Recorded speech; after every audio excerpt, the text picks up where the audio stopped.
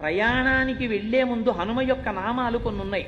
ఆ నామములను మీరు ఒక్కసారి చదివి బయలుదేరారనుకోండి, ప్రయాణ కాలంలో వెడుతున్నప్పుడు మీకు ఏదైనా ప్రమాదము జరగవలసి ఉన్నది అనుకోండి గ్రహరీత్యా, అప్పుడు యాక్సిడెంట్ అంటారు, ప్రమాదం జరిగి నెత్తురు చిందవలసినటువంటి రోజు గ్రహస్థితిలో వచ్చిందనుకోండి, అప్పుడు మీరు హనుమానం జనాసూను వాయుపుత్రో మహాబల కామేష్ట ఫల్గుణస్సక పింగాక్షో అమిత విక్రమ బుధదిక్రమణశ్చైవ అని ఆ నామాలుంటాయి.